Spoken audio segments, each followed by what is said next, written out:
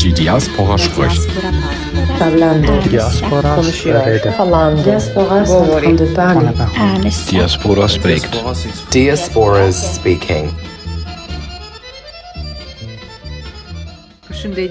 My name is Irina Limoni and I'm the host of Diaspora Speaking. In this podcast, together with our guests, we will explore the journeys, activism and academic developments concerning Kosovo, Albanian and Balkan diasporas to attain a deeper understanding of our communities scattered around the globe.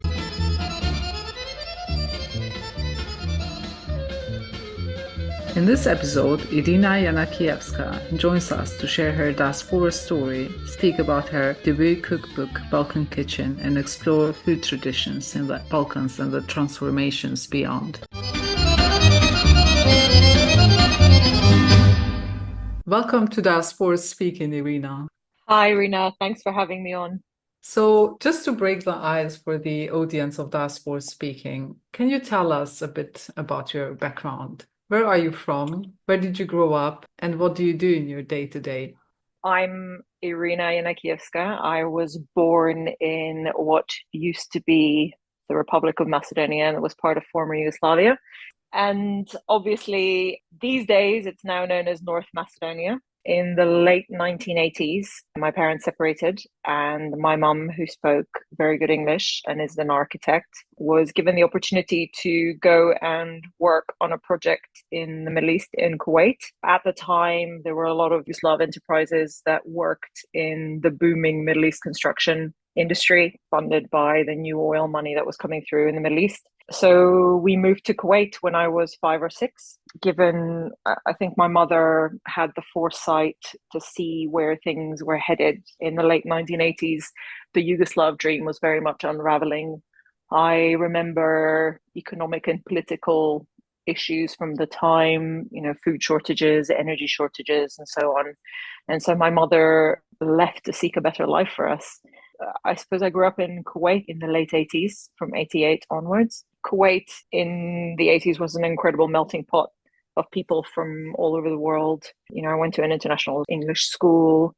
There were kids from 70 plus different countries. So it was a real melting pot. It was wonderful. I have very happy and fond memories of being a child in Kuwait. And then sadly in 1990, Iraq invaded Kuwait and the Gulf War started. It was August 1990, so it was summer. So I had returned to Macedonia to be with my grandma. And unfortunately, my mum got stuck in Kuwait because all flights were cancelled. And so I remember I have these as a child, it's difficult to say how much of it is real memory versus kind of memory that I've, as a historian, I've put on myself subsequently.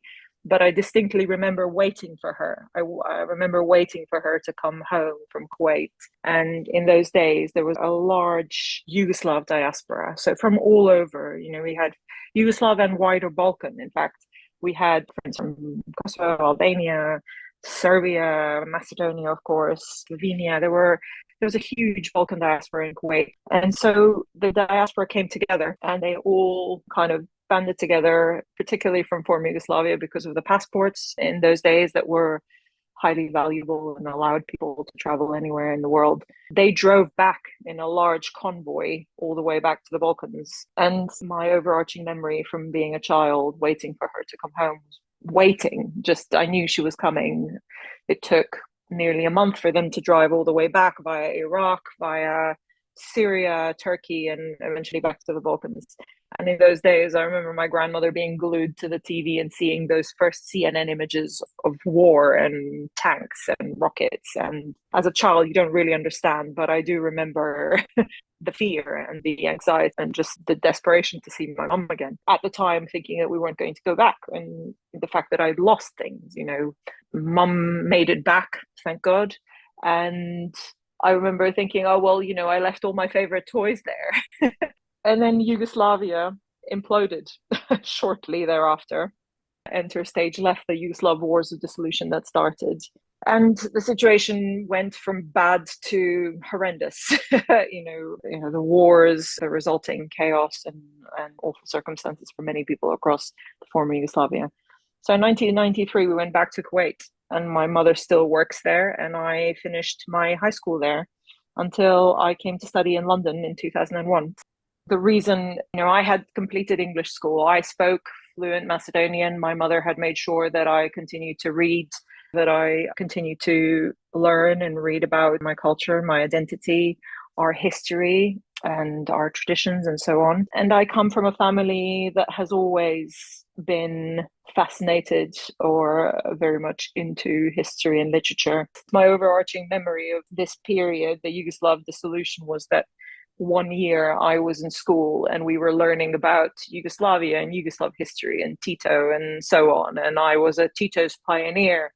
And the next year we were suddenly learning about all the respective republics, and we were learning about Macedonian history. I suppose being of an age where I was old enough to remember Yugoslavia and what it had meant, despite all the kind of economic, political problems, I remembered Yugoslavia as something inherently positive. I remembered that I was a Yugoslav. I needed to understand why this kind of dream I had been raised with imploded in such a spectacular fashion.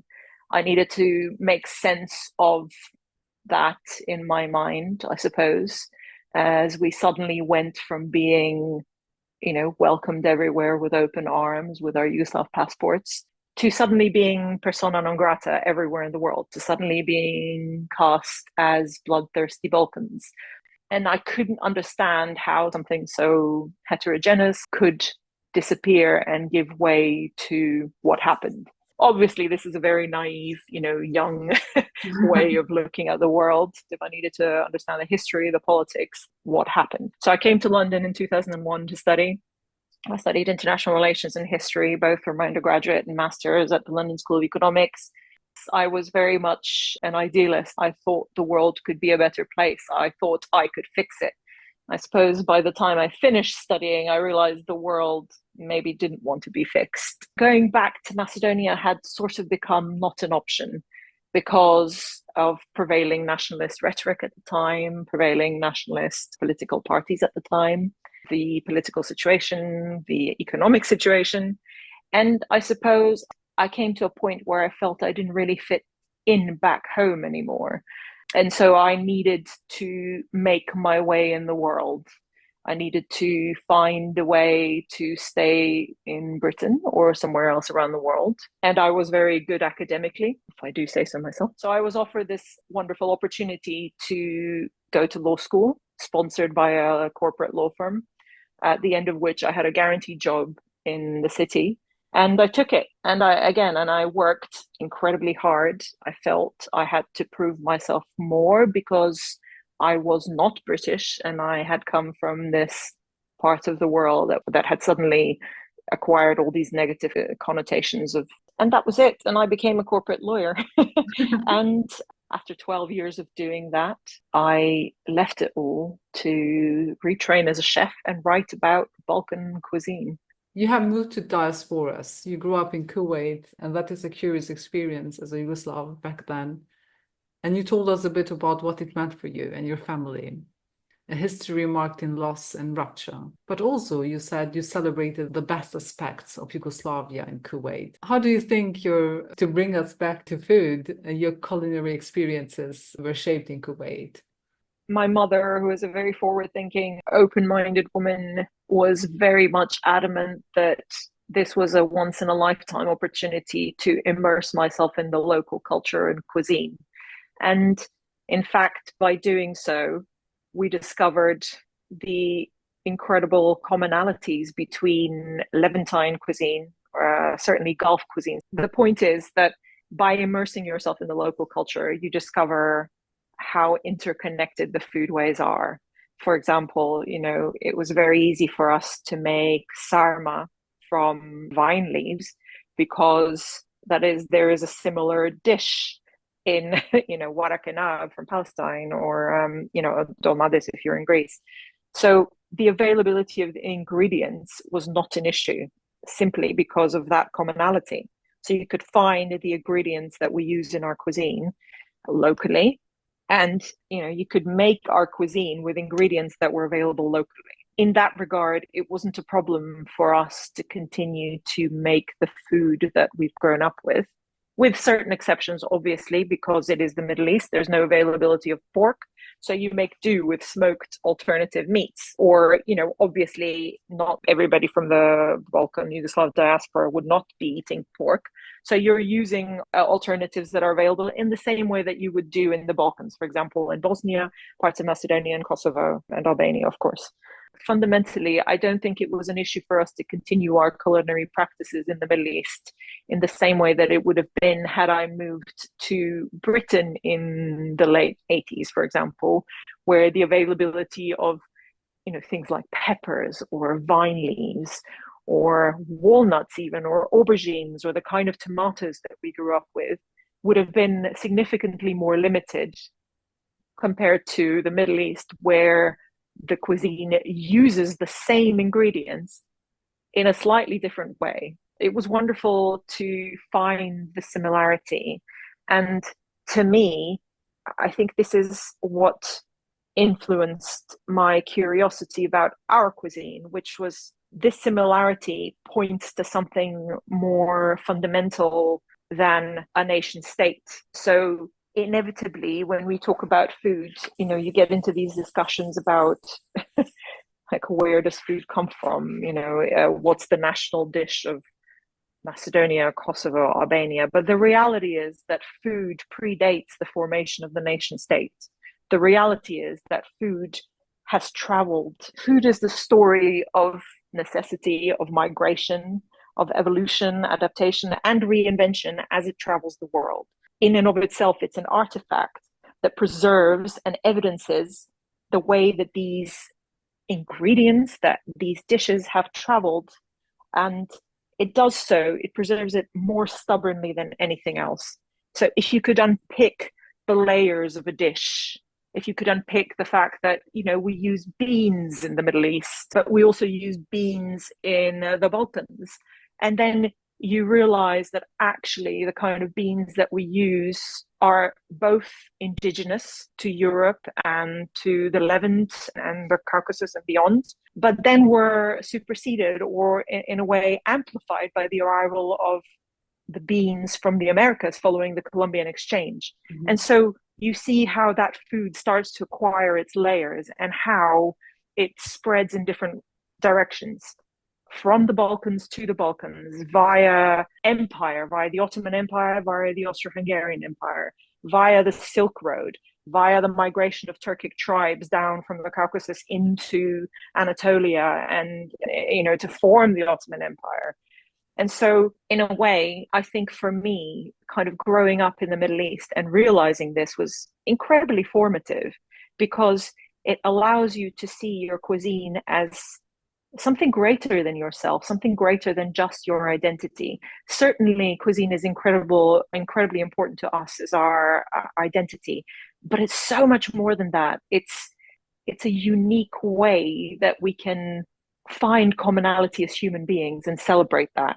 You could blend your traditional food with the local ingredients, discover how those local ingredients are used locally, look at the cooking style, understand how it differs from your cooking style, try and unpick why those divergences have happened, try and unpick how those, going back to sarma or yaprak sarma or vine leaf sarma, or as I know it, sarma loz of lis, understand the hybrids of it around the world. Why is it that we make it a particular way? Why is it that in the Middle East it's made thinner and longer and it's typically vegan and eaten cold? Why is it that in Palestine, for example, it's made with lamb and then turned over? And a lot of it points to how that food has traveled and how humans have migrated across the world and how they've adapted to the lands, to the geography, to the availability of local ingredients, and to developing cultural, religious, practices from around the world. In short, I think for me it was an eye-opening experience, the ability to continue to enjoy the cuisine of the part of the world that I had come from, and at the same time understand how similar it was to a cuisine from another part of the world. Through curiosity, through the greatest respect, try and unpick that divergence and try and understand human history essentially through food. You just spoke about finding yourself in the food traditions in Kuwait. And unfortunately, as you mentioned, there is also this tendency to territorialize food. But then from Kuwait, you moved to London to study. This meant a sense of independence, I can imagine, for you, choosing food choices apart from the family. How were your early years shaped in London and the connection you had with the culture, with your culture here? Did you experience a sense of detachment or perhaps or longing? I remember my first email to my mum when I arrived in London was entitled Soup, and it was me asking her for instructions on how to make her chicken soup because I was 18, I was in this new city. It was incredibly overwhelming. It was autumn in London. It was raining. The world had changed. 9/11 had just happened. It was dreary and I was overwhelmed and I had this incredible sense of independence, but at the same time, I was cast adrift in the world. What I really, really needed was my mom's chicken soup. And I remember her teasing me and saying, my God, all these years I spent forcing you to eat soup at least once a week because it was good for you, and you complaining about it, and suddenly the first thing you want is chicken soup. And I think I understood at that point what she had been doing for all those years, that she had been nurturing, I suppose, not just, a growing child, but a sense of identity, I suppose, through the cuisine. So when I needed comfort, I went back to the food that my mom cooked, which was invariably mostly Balkan.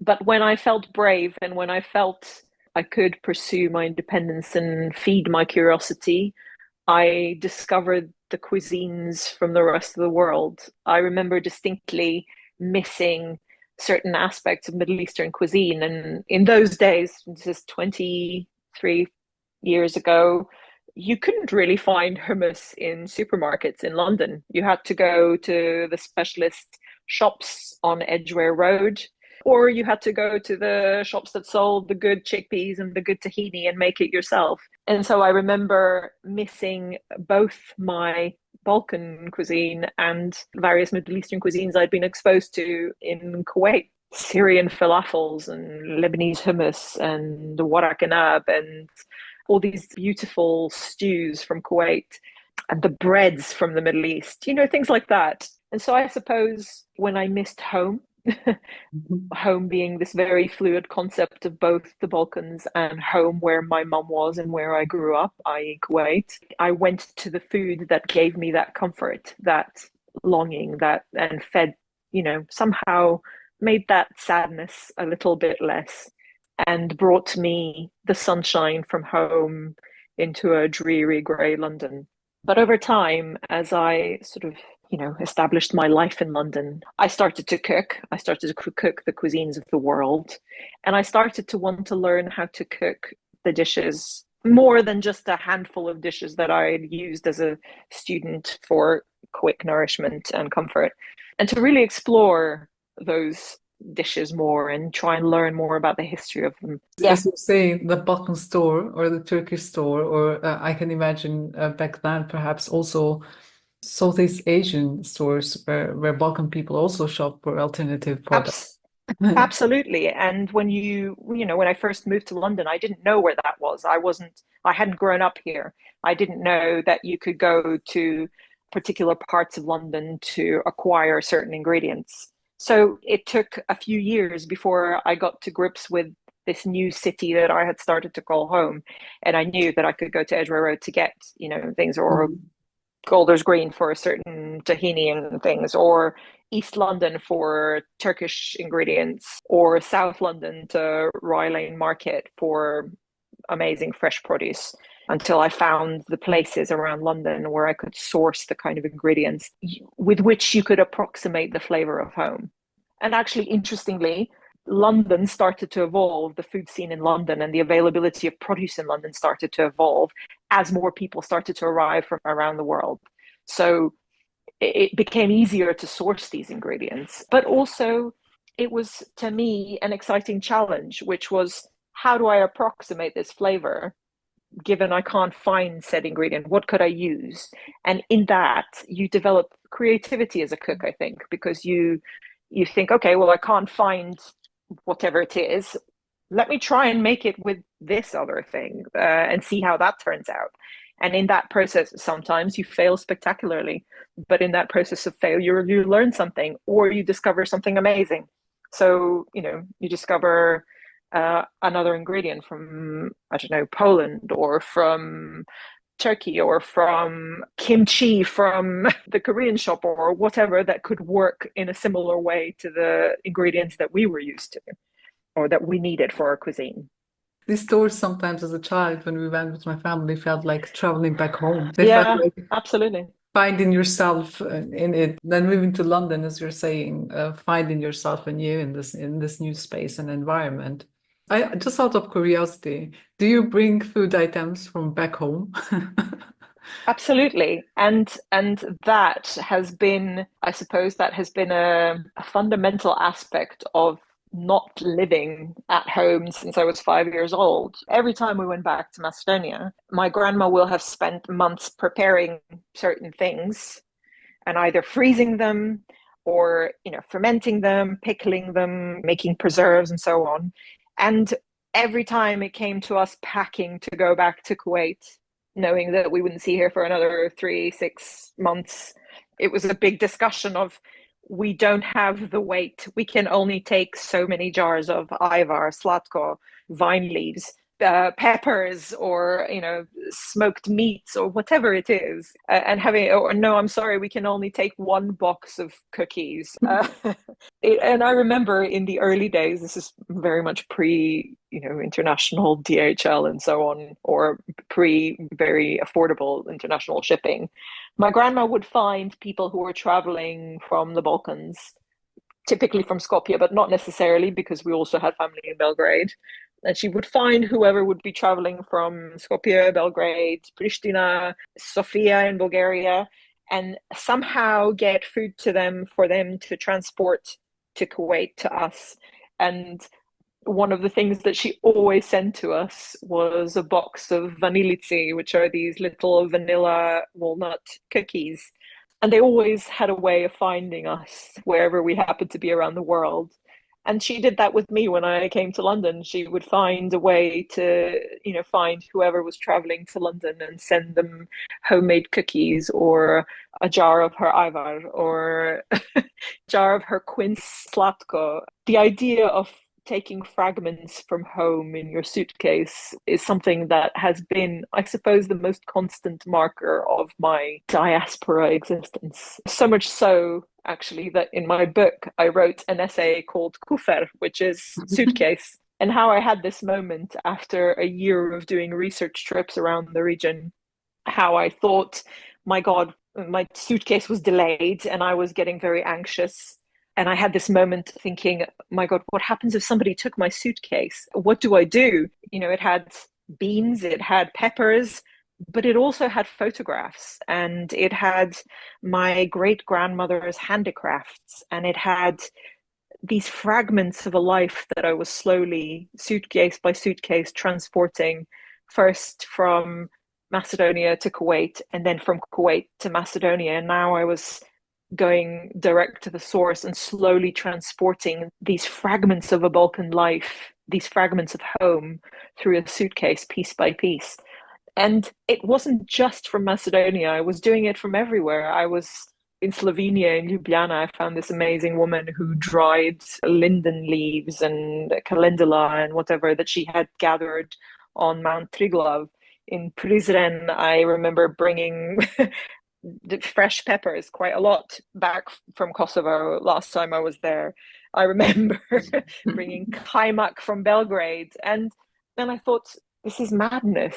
I mean, I can probably source now better approximations of all these ingredients. And yet you cling to this idea that somehow, if I keep bringing these bits of home with me, home will live on in me because I keep feeding myself things that have been grown on home soil or produced on home soil by hands that have continued to exist on home soil. And it's a very curious thing, isn't it? That we all do Yes, this from there is a running joke.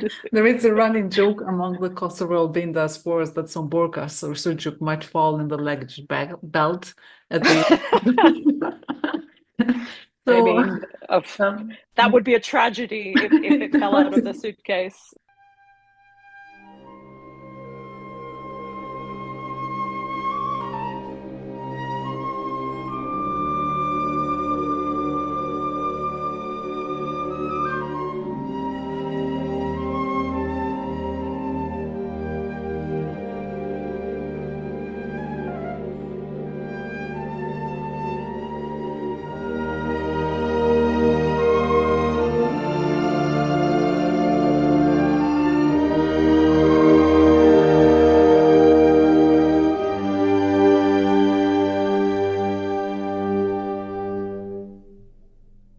زايدي زايدي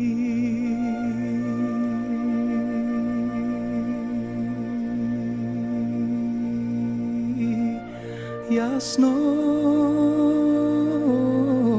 słońce zajdi popraci se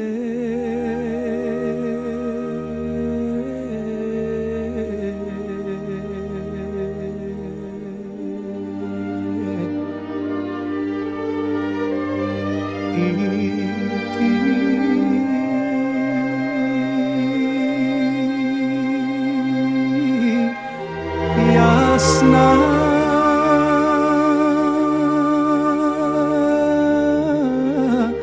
le mesecino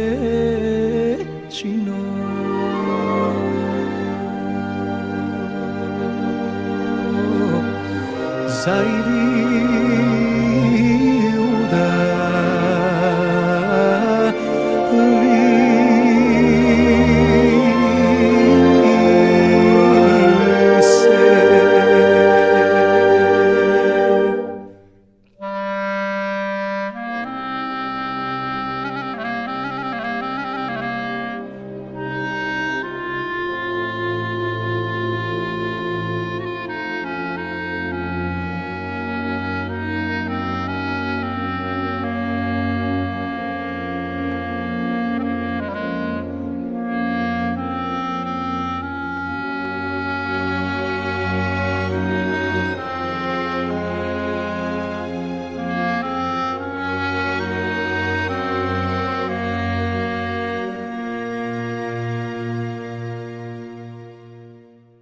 but as this conversation is revealing, food is more than just consumption. It gives us a sense of Absolutely. home, as you're saying.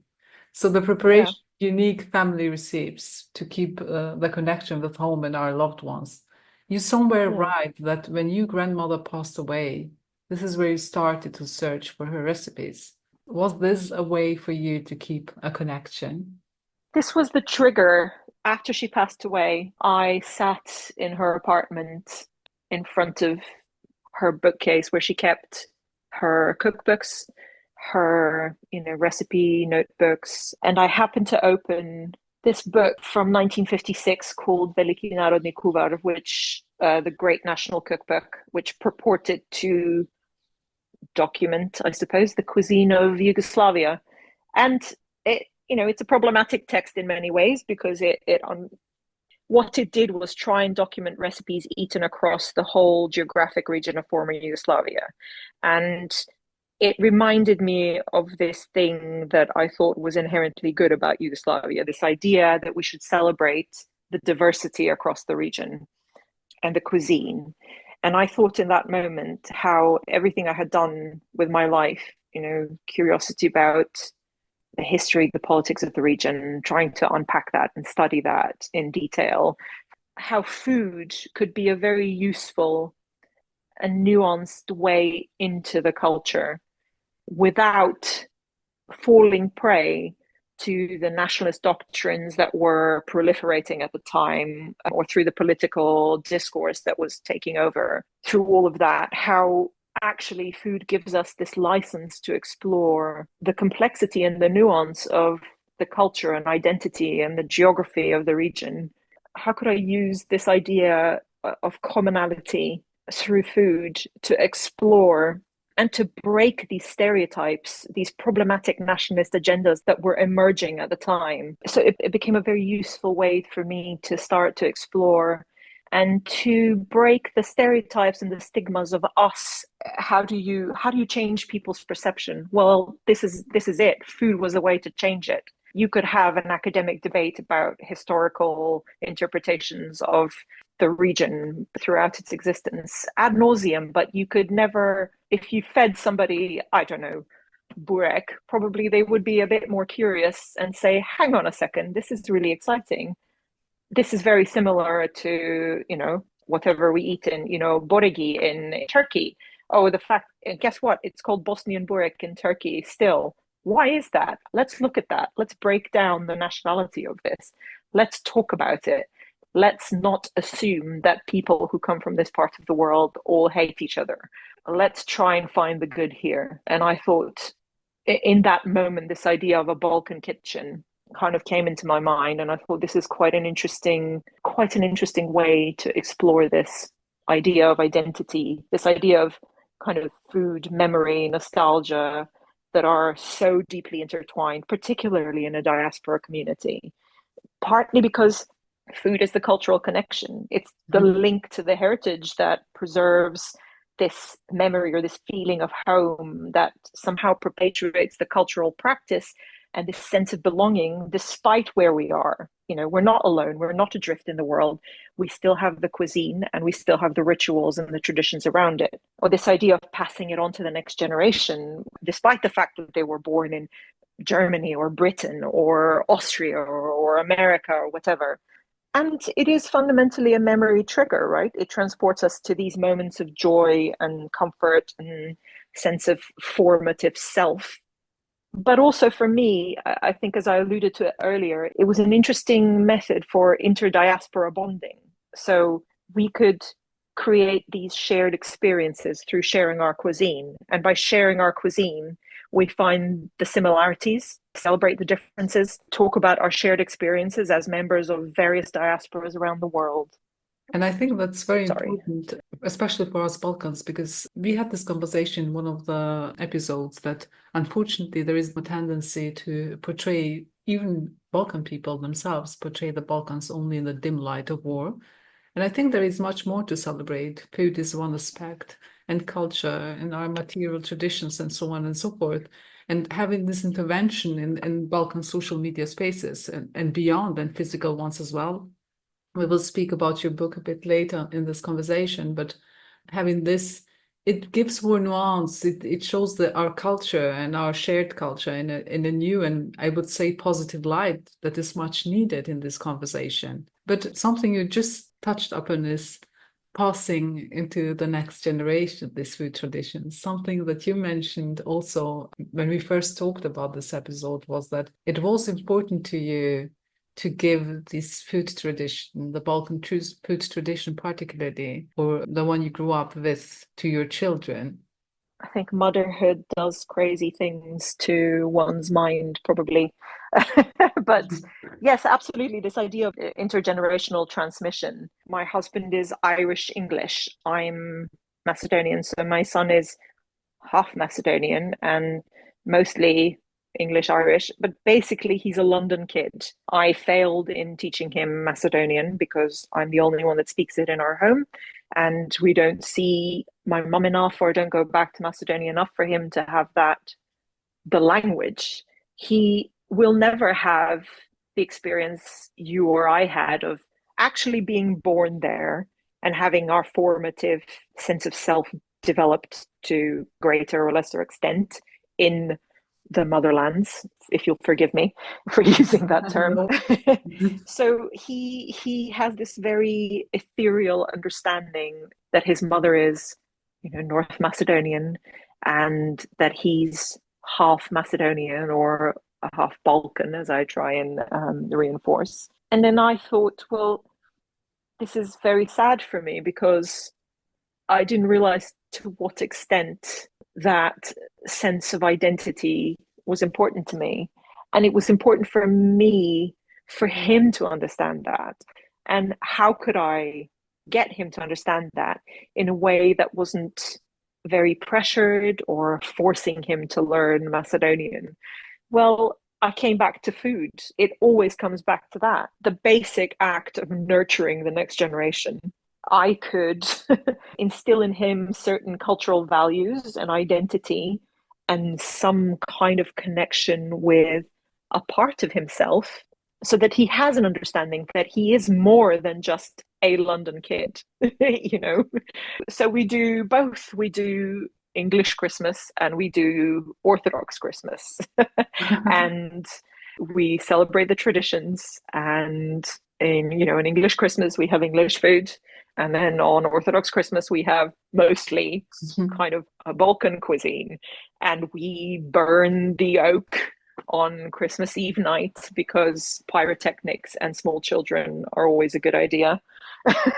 And it was this desire to nurture. It was this desire for me to say, for him to understand my mother's Macedonian and what that means, or Macedonian or from the Balkans, and what that means is that I eat food that's slightly different, and we do certain cultural rituals that are slightly different.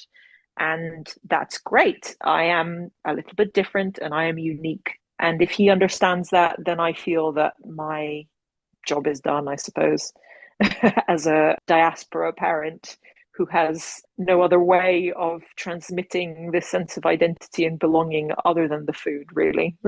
And other artistic and cultural things, of course, but food is the biggest, easiest way to do it. And this really came to the fore when he was a baby and I started weaning. He started weaning on chicken soup. That was the thing that I started making to him. And I thought, well, this is pure nourishment, bone broth of the Balkan styles, supa or chorbas. What could be better than homemade soup for building a small human? You just mentioned the sense of belonging here, and this is a curious question. What are some of your favorite dishes your grandmother prepared for you that you prepare for your son? I mean, for me, and this is a very special dish to me and many people across the Balkans. It has to be sour cabbage sarma, because I associate it with homecoming. I associate it with being home for New Year. I associated with a family gathering to celebrate the New Year and to celebrate Christmas. I celebrated with moments of joy, moments of happiness, moments of overindulgence. And I associated with love above all because she would proudly put on the cabbage to start fermenting, in early to late November, so that it was ready for January in preparation for us arriving. And so these rituals kind of all started to focus on us coming home for certain parts of the year, whether it was summer when I was on school holiday, or whether it was the Christmas period when the schools were on break again. So for me, sour cabbage sarma will always have that special place in my heart. And it's actually the first piece of food writing I ever did. The first recipe, my first published recipe was her sour cabbage sarma. I absolutely agree on the for sarma. those reasons. It's my favorite as well. Yeah, it's unbelievable. With a good piece of smoked meat, whether it's lamb or mutton or pork, there's nothing quite like it in a very wintry day in the Balkans. You spoke about food hybridization early on, but beyond festivals, what are some of your food choices in your day-to-day? Also, you're a recipe developer, so I can imagine. This is simply the way that cuisines have always evolved and will continue to evolve. For example, let's take that famous Balkan dish, burek, right? Mm-hmm. It was a nomadic food that was probably, the origin story is very complicated, as you know or might imagine.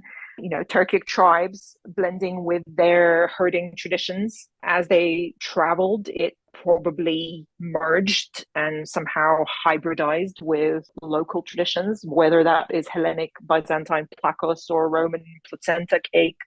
And then it kind of developed into something unique in the Balkans, unique under the Ottoman Empire, unique in the Levant, and has versions all over the world. That is a hybrid. It is naturally a hybrid, and it will continue probably to be. And ultimately, hybridization, adaptation can only ever serve to enrich the fabric of identity and actually create something new. So we, as members of the Balkan diaspora, I would argue, we don't fit really back home anymore.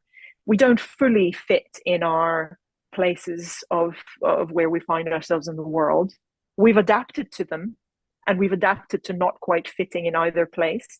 And therefore, I would argue that we are our own identity, and there is a beautiful connection. Yeah, there's a beautiful connection in that. We're all members of the diaspora, as your podcast serves to show, that we are all having similar experiences, whichever diaspora, whichever part of the Balkans we come from.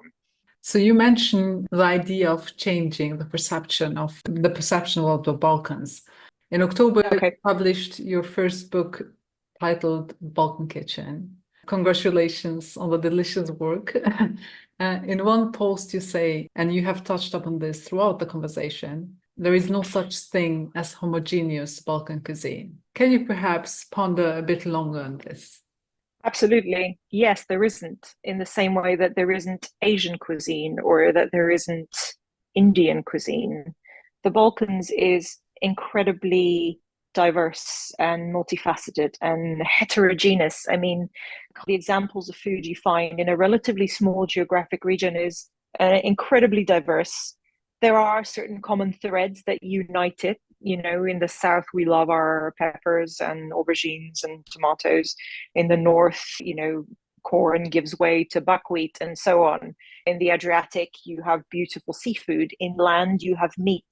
In a region that is incredibly mountainous, of course, you have microcosms of upland grazing and herds, which gives to an incredible variety of dairy and cured meat and unique dishes relative to the location. So what I mean by Balkan cuisine is I was very careful about this, because the book covers the territory of former Yugoslavia. And the reason for that is purely a practical one, because it is one cookbook. I am limited by the number of recipes I can cover, and I wanted to do the geographic areas justice.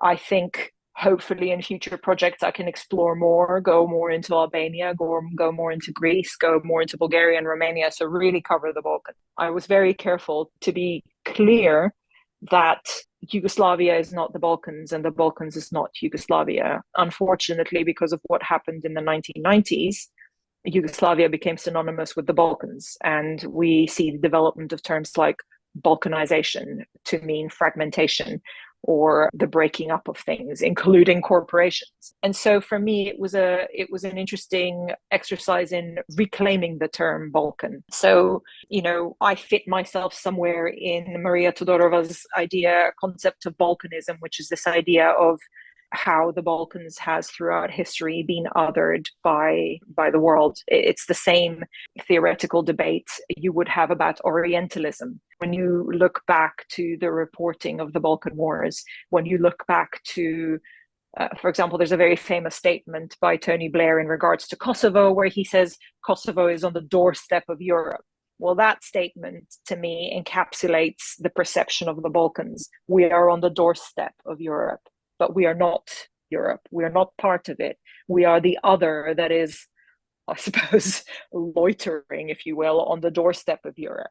And so for me, it was a question of appropriating this idea of the Balkans, using it as a safe space from which I could explore the region, in this case specifically the former Yugoslav region, without falling prey to the trap of assigning dishes a nationality for the reasons that I've already discussed, which is that I do not think it is possible to say with absolute certainty that a dish is, for example, a lot of people talk about the national dish of, let's say, Macedonia as being pathche gravche, and there's baked beans, or fli or flia being Kosovan Albanian, or I don't know, let's say sarma being Serbian.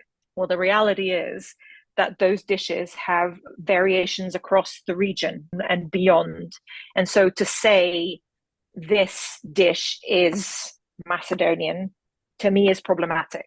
This dish is Serbian is equally problematic. The reason for that is simply because food transcends the modern political boundaries of the countries that we find existing in the Balkans at the moment. Food is inherently supranational. It's impossible. You have to look at it as a sort of geographic whole. You have to look at it as a beyond borders thing. Food has traveled wider. It is, to me, more meaningful to attach it to cultural identity, to explain that in these days, this dish, flia, is more commonly associated with Kosovo and Albania. But there are variations in, different parts of Albania, or there's an interesting variation in Macedonia, or there's an interesting variation in, that I ate elsewhere. Sarma, yes, it's made, in Serbia, but there's an interesting variation in Croatia, and it's made slightly differently. Or stuffed peppers. Yes, we make them, in Croatia, they're made slightly differently. In Kosovo, they're made slightly differently. In Macedonia, they're made slightly differently, as they are in Serbia. And so you cannot, by assigning a nationality, you risk reducing the value of that dish. By saying this dish is only and can only ever be a particular nationality, are you automatically saying that it can never be eaten anywhere else in the region? And so, to me, this idea that cuisine or a dish can be held out as a nationalist fig leaf is incredibly problematic and reductive. And it undermines the ancient foodways that have led to the development of cuisine across the region.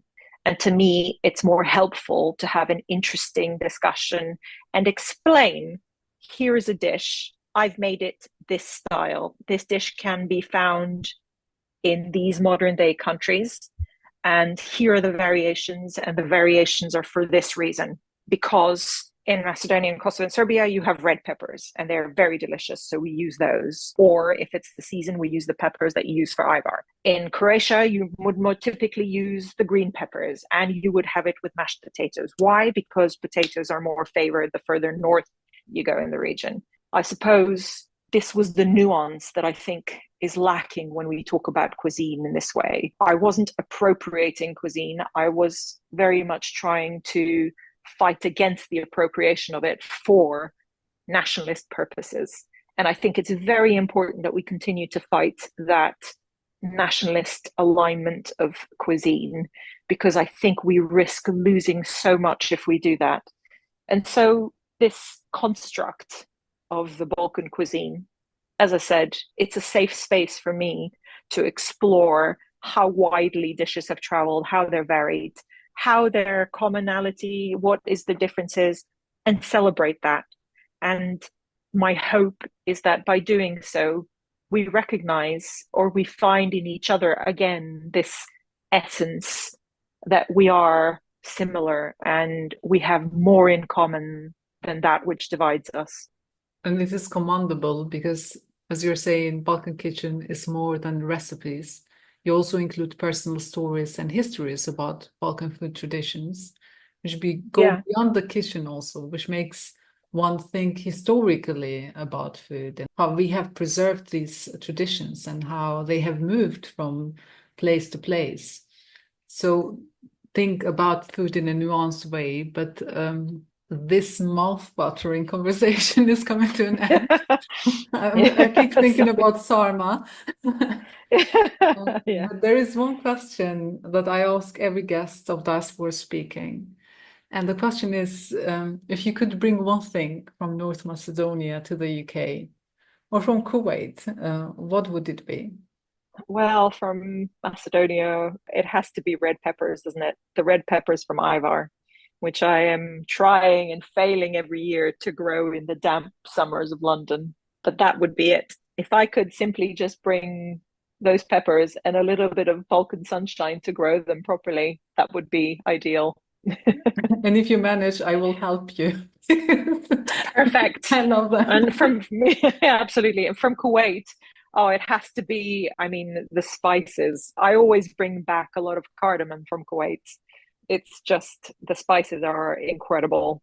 Saffron and cardamom, and also something called lumi, which are dried limes, which are perfect for rice. So definitely spices and things And this brings us from back to Kufer and how our lives. yeah, exactly. But thank you so much, Irina, for sharing your knowledge and experience with us. It was an utmost pleasure hosting you today. It was an absolute pleasure. Thank you for having me on again, and I thoroughly enjoyed our discussion.